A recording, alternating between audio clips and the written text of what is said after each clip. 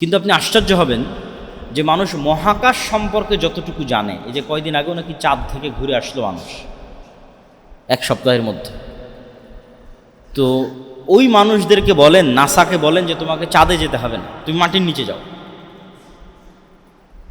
NASA মাটির নিচে মাত্র 12 কিলোমিটার পর্যন্ত যেতে পারে। রাশিয়া, চাইনিজ এবং আমেরিকার সকল বিজ্ঞানীরা মিলে মাটির নিচে শুধু 12 কিলোমিটার ঢুকতে পারে। তারপরে আর কোনো যন্ত্রই টিকে না, সব আগুনে জ্বলে পড়ে ছারখার হয়ে যায়। ওরকম কোনো যন্ত্রই আর আবিষ্কার হয়। তাহলে মানুষ মহাকাশে যত দূর গেছে ঠিক তার উল্টা চিত্র মাটির নিচে। কিচ্ছু জানে না মানুষ মাটির নিচে কি আছে, কিছুই জানে না। 12 কিলোমিটারের পরে কি আছে মানুষ জানে না। আর জানার শক্তি এবং ক্ষমতার কনফিডেন্সও মানুষের নাই, বিজ্ঞানীদের নেই। ঠিক মানুষ মহাকাশে যত দূর গেছে তার উল্টা চিত্র মহাসমুদ্রে। মহাসমুদ্রের এমনও জায়গা আছে, এমনও গভীর খাদ আছে যেগুলোতে পৃথিবীর কোনো যন্ত্র কাজ করে না, কোনো নেভিগেশন, কোনো ইন্টারনেট নেটওয়ার্ক। এই জন্য ওগুলো দিয়ে কোনো জাহাজও যায় না, ওগুলোর উপর দিয়েও কোনো উড়োজাহাজ যায় না। তাহলে মানুষ মহাকাশের রহস্য ভেদ করে নিয়েছে, খুব ভালো কথা, কিন্তু মাটির নিচের রহস্য মানুষ ভেদ করতে পারে। মহাসমুদ্রের রহস্য মানুষ ভেদ করতে পারে। তাহলে মানুষের সবচেয়ে দুর্বল জায়গা তো মাটির নিচে, মানুষের সবচেয়ে দুর্বল জায়গা তো সমুদ্রে। এটা সম্পর্কে মানুষ কিছুই জানে না, জানার ক্ষমতাই নাই, জানবে কীভাবে, সম্ভবই না। তাহলে সব আমার কন্ট্রোলে, এটা ভুল কথা। অতএব আল্লাহ সুবহানাহু তাআলা আলা কুল্লি শাইইন কাদির। আমাদের এখানে এই মসজিদে এখন ফেরেশতারাও আছে, তো আমরা দেখতে পাচ্ছি। আল্লাহ চাইলে এভাবেও আড়ালে রাখতে পারে দাজ্জাল, ইয়াজুজ মাজুজকে, ফেরেশতা এবং জিনকে যেভাবে আড়ালে রেখেছে। আর এর হাজারো প্রমাণ সৃষ্টিজীবে আছে। কুকুর, আমার এই দাড়ি কালো, এটা কুকুর দেখতে পায় না, তাহলে ও আমাকে চিনে কীভাবে? আমার গন্ধে। এই মসজিদের মধ্যে যেটা পাখি ঢুকে, তাহলে ওই ফাঁকগুলো বের করতে পারবে না, দেওয়ালের সাথে কাঁচের সাথে বাড়ি খাবে। সাপ আপনাকে ভিন্নভাবে দেখে, আপনি যেভাবে সাপকে দেখতেছেন আর আপনি আর এক মানুষের সাপও হবে না। তো এরকম আমরা ফেরেশতা এবং জিনকে দেখতে পাচ্ছি না, ওরা আমাদের দেখতে পাচ্ছে। এটা একটা লেভেল, যেটাকে বিজ্ঞানীরা বলছে ডাইমেনশন। যাক, ওই ব্যাখ্যা বাদ। তো আল্লাহ সুবহানাহু ওয়া তাআলা সকল কিছুর উপর ক্ষমতা পান। ফেরেশতা এবং জিন যেভাবে আছে সেভাবেও রাখতে পারেন, যেখানে আল্লাহ সুবহানাহু ওয়া তাআলা ভালো মনে করছেন সেখানে রাখতে পারেন, এবং সবশেষ আর একটা হতে পারে আল্লাহ অন্য পৃথিবীতেও রাখতে পারেন। কেন? আল্লাহ সুবহানাহু ওয়া তাআলা 7 আসমান এবং 7 জমিনের কথা কোরআনে বলেছেন, এবং 7 আসমান বানাতে আল্লাহর যা সময় লেগেছে 7 জমিন বানাতে আল্লাহর সেম সময় লেগেছে। তাহলে 7 আসমান যত বড়, 7 জমিনও তত বড়। এই জন্য অন্য জমিনেও আল্লাহ সুবহানাহু ওয়া তাআলা যদি রাখেন ইয়াজুজ মাজুজকে এবং দাজ্জালকে, তো এটা অসম্ভব, অস্বাভাবিক, ইম্পসিবল না। কিন্তু রেখেছেন অন্য জমিনে, এটাও নিশ্চিত করে বলা যাবে। কিন্তু নাই অন্য জমিনে, এটাও বলা যাবে। দাজ্জালের ফিতনা থেকে বাঁচবেন কিভাবে? দাজ্জালের ফিতনা থেকে বাঁচার ক্ষেত্রে বেশিরভাগ সময় সূরা কাহফের কথা বলা হয়েছে। সূরা কাহফে 4টা ব্যতিক্রম ঘটনা আছে। একটা ঘটনা তো আসহাবে কাহফ গর্তের মধ্যে হারিয়ে গেল। একটা ঘটনা জুলকারনাইন ইয়াজুজ মাজুজকে দেওয়াল দিয়ে ঘিরে দিল, এগুলো সূরা কাহফের ঘটনা। একটা ঘটনা মুসা আর খিজির আলাইহিস সালাতু ওয়াস সালামের ঘটনা। আর একটা ঘটনা 2 ভাইয়ের বাগান এক রাতের মধ্যে নিমিষে ধ্বংস হয়ে যাবে। এই 4টা গুরুত্বপূর্ণ ঘটনা সূরা কাহফে আছে।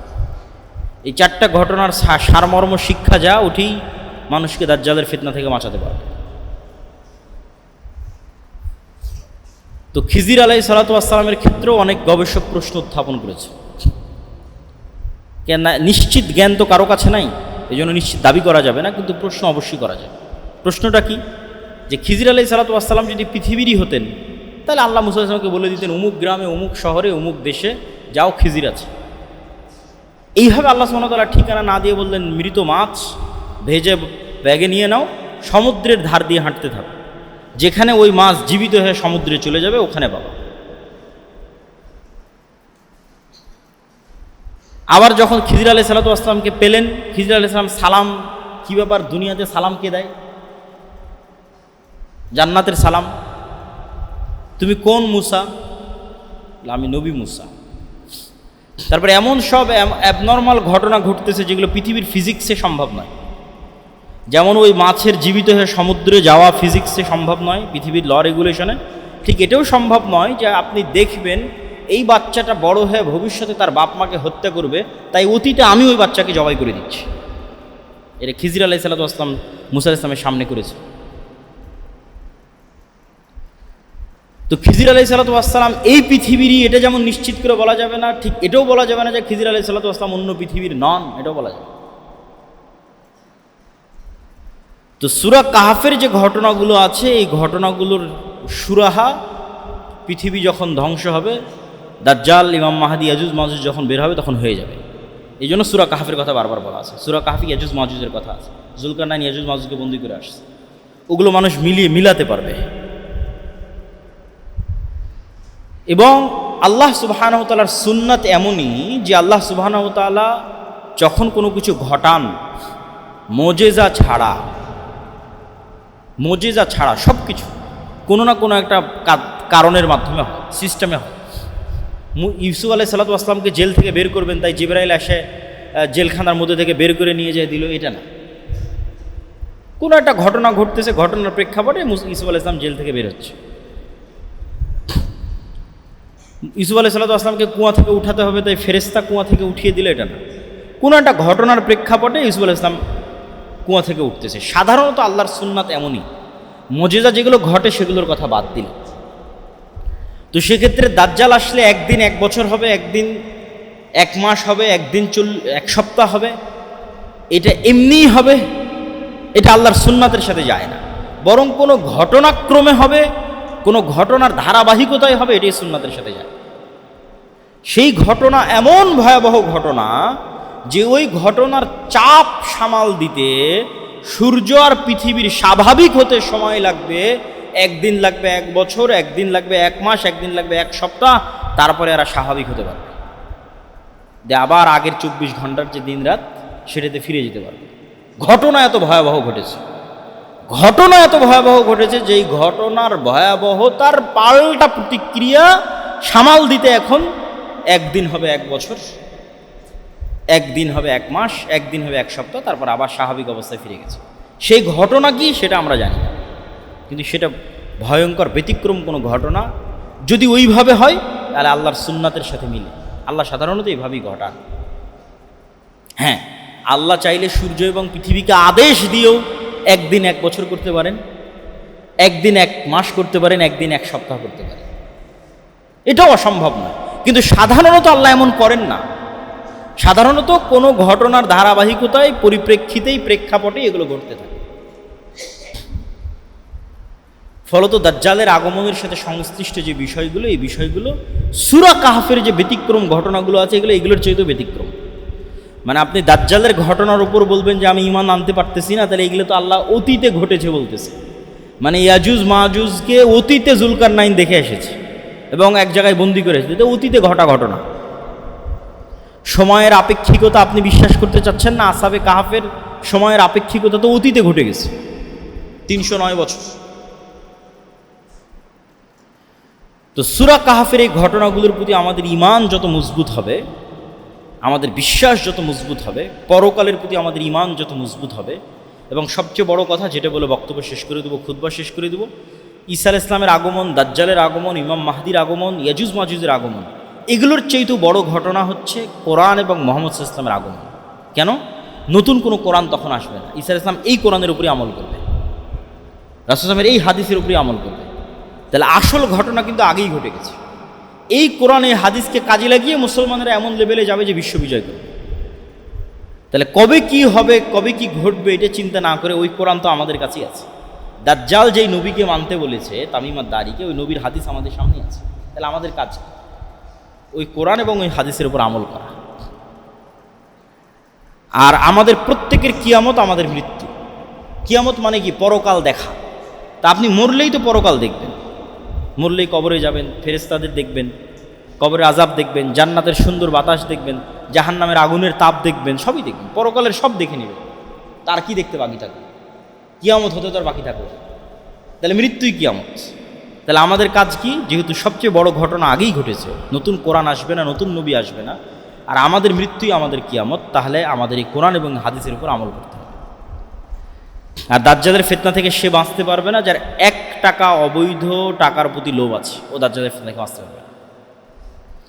ওই আসহাবুল উখদুদের মতো আগুনে ঝাঁপিয়ে পড়ার মতো ঈমান যাদের থাকবে, যারা ওই আগুনের মধ্যে জান্নাত দেখতে পাবে, এরা দাজ্জালের ফিতনা থেকে বেঁচে থাকতে পারবে। যারা মরার জন্য প্রস্তুত থাকবে কিন্তু ঈমান বিক্রি করতে প্রস্তুত থাকবে না, এরাই দাজ্জালের ফিতনা থেকে বেঁচে থাকবে। এই রকম ভয়াবহ ফিতনা পৃথিবী তার অতীতে কোনোদিন আসেনি। আর এই ফিতনা থেকে মানুষের পক্ষে বেঁচে থাকাও সহজ নয়, অনেক কঠিন। মানুষকে এত যুক্তি তর্ক দিয়ে বাতিল ইলাহ থেকে বাঁচিয়ে রাখা যাচ্ছে না, তো দাজ্জাল থেকে কিভাবে বাঁচিয়ে রাখা যাবে? কেন দাজ্জাল তো তখন রবের প্রমাণ দেবে, তখন তো আর যুক্তি তর্ক খাটবে না। এখন তো অন্তত আমি চ্যালেঞ্জ করতে পারতেছি, আর ও তো এটা পারে না, ও তো এটা পারে না। দাজ্জাল বলবে আমি পারি, মরা মানুষকে জীবিত করে দিই। এই জন্য দাজ্জালের ফিতনা পৃথিবীর সবচেয়ে বড় ফিতনা।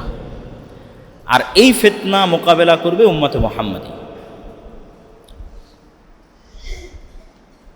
রাসূলুল্লাহ সাল্লাল্লাহু আলাইহি ওয়াসাল্লাম বললেন, আমার পরে কিয়ামত পর্যন্ত 6টা জিনিসকে গণনা করো। 1 নাম্বার আমার মৃত্যু, 2 নাম্বার মসজিদে আকসার বিজয়, যা ইতিমধ্যে 2 বার হয়েছে, 2 বারই খ্রিস্টানদের কাছ থেকে বিজয় করা হয়েছে।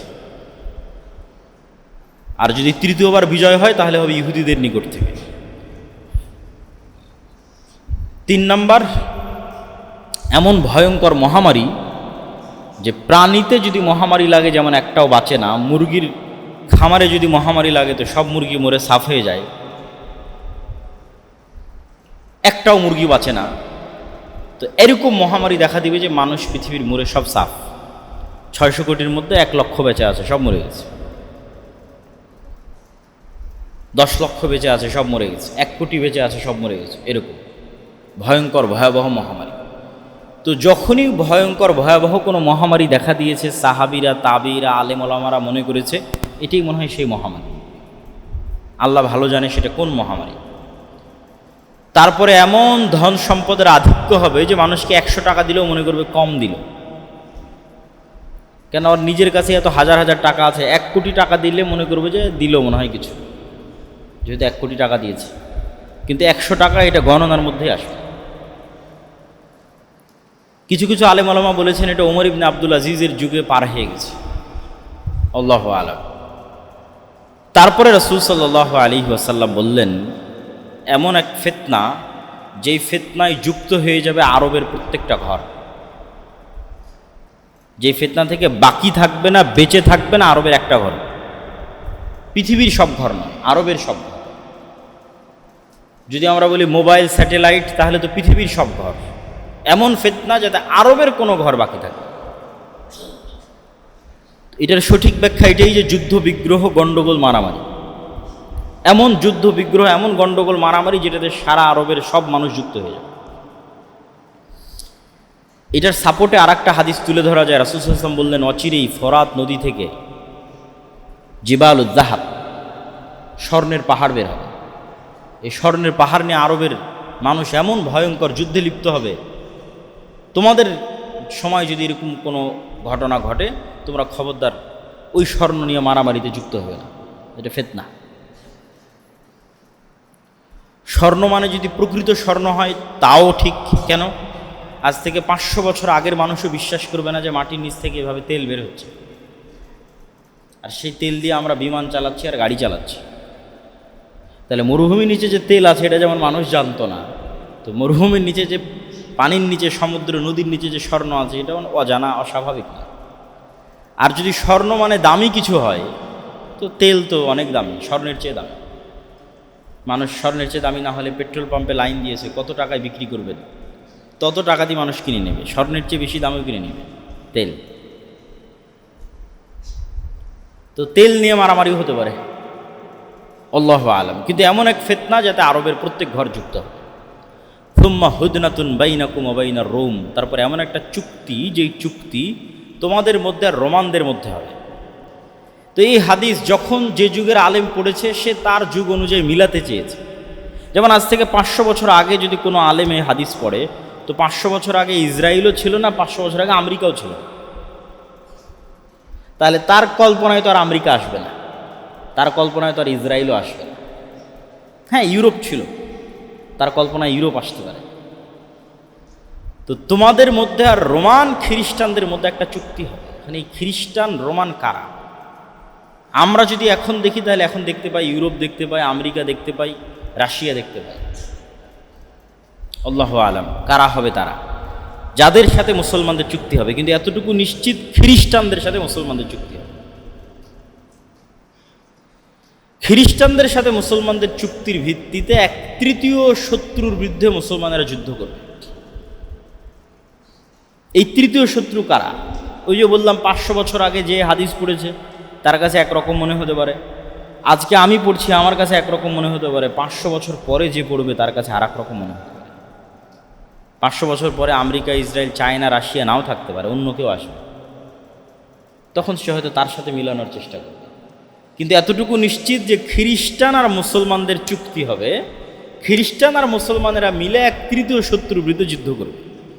ওই তৃতীয় শত্রু ইহুদিও হতে পারে, হিন্দুও হতে পারে, চাইনিজ, মায়ানমারের বৌদ্ধরাও হতে পারে। কারা আল্লাহ ভালো জানে কারা হবে। এই যুদ্ধে খ্রিস্টান এবং মুসলমানদের বিজয় হবে। বিজয় হওয়ার পর একজন খ্রিস্টান ক্রুশ উঁচিয়ে ধরে বলবে যে এটার কারণে বিজয় হয়েছে। তখন এক মুসলমান উঠে ওই ক্রুশকে ভেঙে দিবে, অন্য রিওয়ায়েতে আছে ওই ব্যক্তিকেই হত্যা করবে। তখন খ্রিস্টান আর মুসলমান আলাদা হয়ে যাবে। এই একটা বিষয়কে কেন্দ্র করে এরা এবার নিজেরা যুদ্ধে জড়িয়ে পড়বে। এই যে খ্রিস্টান এবং মুসলমানদের এই যুদ্ধই হচ্ছে পৃথিবীর সবচেয়ে ভয়ঙ্কর এবং ভয়াবহ যুদ্ধ। এই যুদ্ধটাই হচ্ছে মালহামা আল কুবরা, এই যুদ্ধটাই হচ্ছে বাইবেলে বলা আর্মাগেড্ডন, পৃথিবীর ইতিহাসের সবচেয়ে ভয়ঙ্কর রক্তক্ষয়ী যুদ্ধ। এটা এখন হবে। এই যে খ্রিস্টানরা আলাদা হয়ে গেল, মুসলমানরা আলাদা হয়ে গেল, এরা এখন মুখোমুখি। রাসূল সাল্লাল্লাহু আলাইহি ওয়াসাল্লামের বর্ণনা অনুযায়ী সেই দিন খ্রিস্টানদের পদাতিক সোলজার বাহিনীর ফাইটারের সংখ্যা হবে 9,65,000, প্রায় 10 লক্ষ। আর যুদ্ধটা হবে সিরিয়া এবং তুরস্কের সীমান্তবর্তী অঞ্চলে। আর এই যুদ্ধে মুসলমানেরা 3 ভাগে বিভক্ত হয়ে যাবে। এক ভাগ যুদ্ধের মাঠ থেকে পালিয়ে যাবে। যুদ্ধের মাঠ থেকে পালানো এমনি কবিরা গুনাহ, মানে ইসলামের কবিরা গুনাহের যদি আমরা শীর্ষ 10 কবিরা গুনাহের লিস্ট করি, শীর্ষ 10, তাহলে শীর্ষ 10-এর একটা হবে জিহাদের মাঠ থেকে পালানো। 1 নম্বরে যদি থাকে শিরক, 2 নম্বরে পিতামাতার অবাধ্যতা, 3 নম্বরে নিজের সন্তানকে হত্যা করা দারিদ্রতার ভয়ে, 4 নম্বরে প্রতিবেশীর স্ত্রীর সাথে জেনায় লিপ্ত হওয়া। এইভাবে সিরিয়াল যদি নিচে আসতে থাকে, তো শীর্ষ 10টার মধ্যে একটা আসবে জিহাদের মাঠ থেকে পালানো। কিন্তু প্রত্যেক কবিরা গুনাহের তওবা আছে, প্রত্যেক কবিরা গুনাহের তওবা আছে, শিরকেরও তওবা আছে। যত সাহাবী মুসলমান হয়েছে সব তো শিরক থেকেই মুসলমান হয়েছে। যত মানুষ হিন্দু থেকে মুসলমান সব তো শিরক থেকে মুসলমান হয়েছে। তো শিরকেরও তওবা আছে যতক্ষণ শ্বাস আছে। তাহলে আমরা যে এতদিন জেনে আসলাম শিরক করলে ক্ষমা হয় না, শিরক করলে কখন ক্ষমা হয় না? কিয়ামতের মাঠে আল্লাহ মানুষের এমনও গুনাহ মাফ করে দিবে যেই গুনাহের জন্য মানুষ ক্ষমাই চায়নি। বলেন আল্লাহু আকবার। কিয়ামতের মাঠে আল্লাহ বান্দার এমনও গুনাহ ক্ষমা করে দিবে যার জন্য সে ক্ষমাও চায়নি। আল্লাহ ডেকে বলবে এই গুনাহ করেছো? বলে হ্যাঁ করেছি। যাও তোমাকে ক্ষমা করে দিই। ওই দিন আল্লাহ সুবহানাহু ওয়া তাআলা এই যে স্বেচ্ছায় মানুষকে ক্ষমা করে দিচ্ছেন, যে লাওয়াতাই তুমুনি বিকরাবিল আরজি খাতায়া, আসমান জমিন পরিপূর্ণ গুনাহ নিয়ে যদি উপস্থিত হও তাহলে আমি আল্লাহ আসমান জমিন পূর্ণ ক্ষমা নিয়ে উপস্থিত হব। ওই দিন সব ক্ষমা করে দেবো যদি শিরক না থাকে। ওটা হলো ওই দিন। মানে কেউ যদি শিরক মুক্ত অবস্থায় পৃথিবী থেকে মৃত্যুবরণ করে, অথবা শিরক করে থাকলে দুনিয়াতেই তওবা করে নেয়, যতক্ষণ শ্বাস আছে ততক্ষণ সব গুনাহের ক্ষমা আছে, শিরকেরও ক্ষমা আছে। শিরক করেছে তওবা করে নেবে। তাহলে এবার অন্য আর যে গুনাহগুলো আছে ছোটোখাটো, যেগুলোর জন্য বিপদে পড়তে পারে, এগুলো আল্লাহ চাইলে স্বেচ্ছায় কিয়ামতের মাঠে ক্ষমা করে দিয়ে তাকে জান্নাতে দিয়ে দিতে পারেন। কিন্তু কিয়ামতের মাঠে আল্লাহ ক্ষমা করবেন না, সেটা হলো শিরক। স্বেচ্ছায় ক্ষমা করবেন না, সেটা হলো শিরক। কিন্তু তওবা সব গুনাহের আছে, শিরকেরও আছে যতক্ষণ শ্বাস আছে।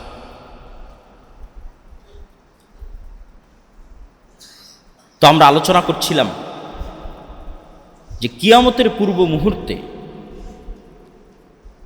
এই যে ভয়ঙ্কর যুদ্ধ, এই ভয়ঙ্কর যুদ্ধ থেকে যারা পালিয়ে যাবে তাদের ক্ষমা নাই। লা ইয়াতুবুল্লাহু আলাইহিম আবাদা। এই ভয়ঙ্কর যুদ্ধের দিন যারা জিহাদের মাঠ থেকে পালিয়ে যাবে এদের তওবা কোনোদিন কবুল হবে না। তাহলে সব গুনাহের তওবা আছে, কিন্তু এই দিনের যুদ্ধের পালানোর তওবা নাই। 3 ভাগের 1 ভাগ মুসলমান শহীদ হয়ে যাবে, হুম আফজাল শুহাদাইল আরজ, তারা পৃথিবীর শ্রেষ্ঠ শহীদ। 3 ভাগের 1 ভাগ মুসলমান বিজয় অর্জন করবে। এই যে যারা বিজয় অর্জন করবে, আল্লাহ নবী বলছে এরাই কুস্তুনতুনিয়া তথা তুরস্কের ইস্তাম্বুল বিজয় করবে। আর এক হাদিস রাসূল সাল্লাল্লাহু আলাইহি ওয়াসাল্লাম বলতেছেন, ইসহাক আলাইহিস সালাতু ওয়াস সালামের বংশের 70,000 মানুষ যতদিন এমন এক শহর বিজয় না করতেছে, যেই শহরের এক পাশে সমুদ্র আর এক পাশে সমতল, যেই শহরকে তারা তরবারি, তীর, ধনুক, অস্ত্র, গুলি দিয়ে বিজয় করবে না, শুধু মুখের আওয়াজ লা ইলাহা ইল্লাল্লাহ আল্লাহু আকবার দিয়ে বিজয় করবে, ততদিন কিয়ামত হবে না। তো কোনো ব্যাখ্যাকার লিখেছেন যে এই যে ভয়ঙ্কর যুদ্ধ হলো সিরিয়া এবং তুরস্কের সীমান্তবর্তী অঞ্চলে, এই যুদ্ধের পরে মুসলমানদের যে বিজয় অভিযান চলতে থাকবে, কেননা 10 লক্ষ খ্রিস্টান এখানে খতম হয়ে গেছে, খ্রিস্টানদের শক্তি শেষ, এখন আর কোনো বাধা নাই। এই যে মুসলমানদের বিজয় অভিযান চলবে, বিজয় অভিযানে প্রথম বিজয় হবে কুস্তুনতুনিয়া, তুরস্কের ইস্তাম্বুল। তো ওই হাদিস দ্বারা এটা উদ্দেশ্য হতে পারে, অথবা এই বিজয় অভিযান চলতে চলতে চলতে চলতে একদম ইউরোপের কলজার মধ্যে ঢুকে গিয়ে ইউরোপের বিশাল শহর ইতালির রাজধানী রোম পর্যন্ত পৌঁছে যাবে, এবং যখন রোমে পৌঁছে যাবে তখন আর অস্ত্র ব্যবহার করা লাগবে না, তখন তাকবীর দিয়ে রোম বিজয় হবে। ওটাও হতে পারে। তো এই কুস্তুনতুনিয়া বিজয় অথবা ইতালির রাজধানী রোম বিজয়, এই দুইটার কোনো একটা বিজয়ের পরে শয়তান মিথ্যা চিৎকার করে বলবে, দাজ্জাল তোমাদের বাড়িতে ঘরে ঢুকে গেছে। তবে এখানে তার আগে আরেকটা তথ্য শুনে নিই, এই যুদ্ধে কেমন মানুষ মারা গেছে। এই যুদ্ধে এত মানুষ মারা গেছে যে পাখি 1 মাস আকাশে উড়লে লাশের সারি শেষ হবে না। এত মানুষ মারা গেছে যে গনিমতের মাল ও মালের ওয়ারিস কেউ থাকবে না, যে আমি যদি গনিমতের মাল পাবো তো আমার বংশে কেউ বেঁচে নাই, তো কে ওয়ারিস হবে? মানুষ যে মারা গেছে তার যে সয় সম্পত্তি রেখে গেছে, কে ওয়ারিস হবে? তার পুরো বংশে যদি 100 জন থাকে তো মাত্র 1 জন বেঁচে থাকে। এই ভয়ঙ্কর ভয়াবহ যুদ্ধ হচ্ছে সেই যুদ্ধ। এই যুদ্ধের আরেকটা তথ্য রাসূল সাল্লাল্লাহু আলাইহি ওয়াসাল্লাম বলেছেন যে এই যুদ্ধে ইয়াখরুজু খিয়ারু আহলিল আরজ মিনাল মাদিনা, এই যুদ্ধে তৎকালীন বিশ্বের সবচেয়ে আল্লাহওয়ালা তাকওয়াবান পরহেজগার মানুষেরা মদিনা থেকে বের হয়ে আসবে সিরিয়ার এই যুদ্ধে অংশগ্রহণ করার জন্য। যাদেরকে রোমান খ্রিস্টানরা বলবে তোমাদের সাথে তো আমাদের কোনো সমস্যা নেই, তোমরা কেন এই যুদ্ধে অংশ নিচ্ছ, তারা বলবে আমরা আমাদের সিরিয়ার ভাইদের একাই ছেড়ে দিতে পারি না, এই জন্য আমরাও এই যুদ্ধে অংশ নিব। তথা মদিনা এবং সিরিয়ার মানুষেরা হবে এই বিশাল মুজাহিদ বাহিনীর একটা বড় অংশ, সিরিয়ার মানুষ এবং মদিনার মানুষ। তো এই যে এই যুদ্ধের পরে খ্রিস্টানদের যে পরাজয় হয়ে গেল, এদের তো আর কিছু বাকি নাই, এখন বিজয়ের পর বিজয়, বিজয় চলতে চলতে ইতালির রাজধানী রোম পর্যন্ত পৌঁছতে পারে মর্মে কিছু হাদিসের ব্যাখ্যা এবং কিছু জয়ীফ হাদিস দ্বারাও প্রমাণিত হয়, আল্লাহ ভালো জানে। অথবা তুরস্কের ইস্তাম্বুল পর্যন্তই শেষ। তুরস্কের ইস্তাম্বুল হোক অথবা ইতালির রাজধানী রোম হোক, শয়তান যখন আকাশ থেকে চিৎকার করে বলবে তোমাদের বাড়িতে দাজ্জাল প্রবেশ করেছে, তখন এই মুমিন মুজাহিদরা হতভম্ব হয়ে যাবে, কেন এটা পৃথিবীর সবচেয়ে বড় ফিতনা, দাজ্জালের আগমন। তখন তারা দাজ্জাল সত্যি এসেছে কি না এই ভয়ঙ্কর শকিং নিউজে যুদ্ধ বাদ দিয়ে, বিজয় অভিযান বাদ দিয়ে আবার ফিরে আসবে সিরিয়াতে। তো এখনও দাজ্জাল বের হয়নি, কিন্তু সিরিয়ার রাজধানী দামেশকে ফিরে আসতে আসতে দাজ্জাল সত্যি বের হয়ে যাবে, দাজ্জাল সত্যি সত্যি প্রকাশ পাবে। এবং দাজ্জাল প্রকাশ পাওয়ার পর তার যে ফিতনা হবে, সে ফিতনা খুব ভয়াবহ। রাসূল সাল্লাল্লাহু আলাইহি ওয়াসাল্লাম বললেন তার গতি হবে কাগাইসিন ইস্তাদবারাতহুর রিহ, আকাশের ঝড় বৃষ্টি হলে মেঘমালার গতি যেমন থাকে তেমন। তার পৃথিবীতে বসবাস হবে 40 দিন, একদিন 1 বছর, দ্বিতীয় দিন 1 মাস, তৃতীয় দিন 1 সপ্তাহ। এবং সে যেই অঞ্চল দিয়ে যাবে, যে অঞ্চলের মানুষ ঈমান আনবে, তাদের ধন সম্পদ মৌমাছি যেভাবে মধুর চাকের পিছনে ছোটে, ধন সম্পদ টাকা পয়সা ওই এলাকার মানুষের পিছনে ওইভাবে ছুটবে, আরাম আয়েশ। আর যারা ঈমান আনবে না তাদের কোনো খাবারই থাকবে না, যেহেতু জমিনও ফসল উৎপাদন করবে না, সেহেতু পাতাও থাকবে না। তো কি খাবে? এরকম কাঠ, তীর, ধনু, কাঠ এগুলো চাবিয়ে চাবিয়ে এগুলোর মধ্যে থেকে যদি কোনো রস বের হয় সেটা তখন মানুষ খাবে। এটা হচ্ছে আমার হাদিস। কেন? যেহেতু জমিন একটা ঘাসও উৎপাদন করবে না, তাহলে তো ঘাসও পাবে না, পাতাও পাবে না। তাহলে কী পাবে? আগে থেকে বাড়িতে থাকা যে কাঠ খড় যেগুলো ছিল সেগুলো চাপাবে। এরকম ভয়ঙ্কর দুর্ভিক্ষের মধ্যে পড়ে যাবে মুসলমানরা, যারা ঈমান না আনবে না দাজ্জালের উপর তারা। এবং দাজ্জালের এই অলৌকিক ক্ষমতা যে মৃতকেও জীবিত করতে পারে, জান্নাত থাকবে, জাহান্নাম থাকবে, সব থাকবে। এই অলৌকিক ক্ষমতাকে মোকাবেলা করার জন্য আর এক অলৌকিক ক্ষমতাধর ঈসা আলাইহিস সালাতু ওয়াস সালাম আসবেন, যার অলৌকিক ক্ষমতা এত ভয়ঙ্কর, এরকম নিঃশ্বাস তার যতদূর পর্যন্ত যাবে এতদূর যে কাফের থাকবে সে নিঃশ্বাসে মারা যাবে।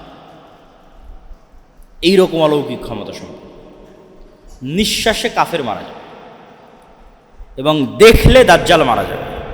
অস্ত্র প্রয়োগ করা লাগবে না, দাজ্জাল চোখ দিয়ে দেখবে ঈসা আলাইহিস সালাতু ওয়াস সালামকে, দৃষ্টিতে সে মারা যাবে। কিন্তু তাকে মরতে দেওয়া হবে না, ঈসা আলাইহিস সালাতু ওয়াস সালাম তাকে নিজে হাতে হত্যা করবে। বাবিলুদ, যা ইসরায়েলের রাজধানী তেল আবিব থেকে অতি নিকটে। এবং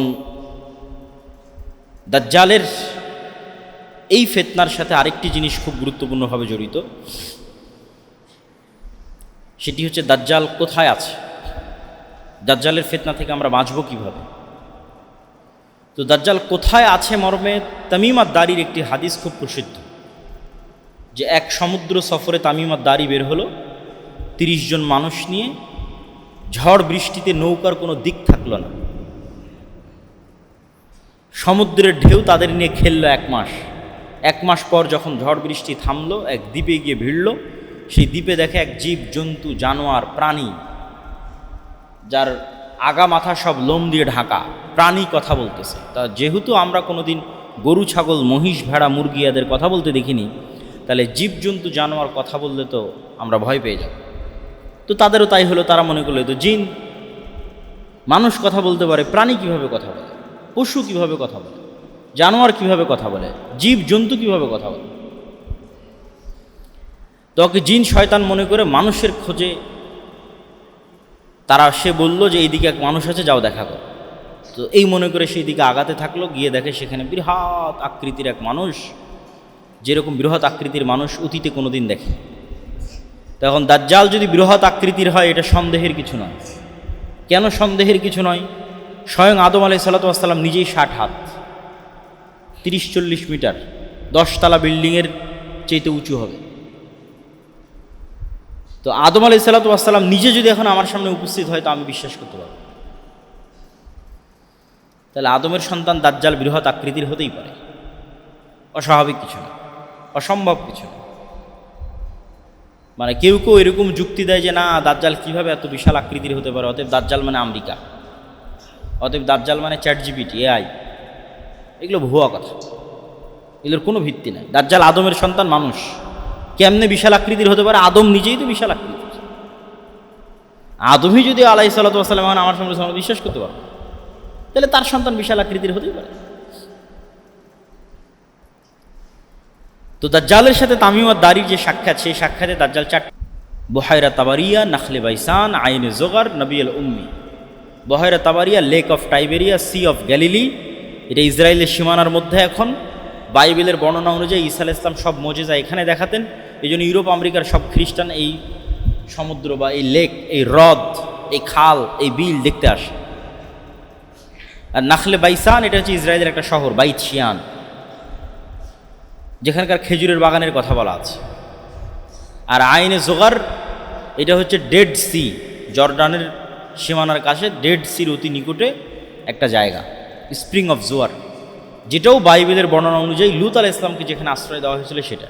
ফলত এটাও খ্রিস্টানদের কাছে খুব পবিত্র, খ্রিস্টানরা এটাও দেখতে আসে।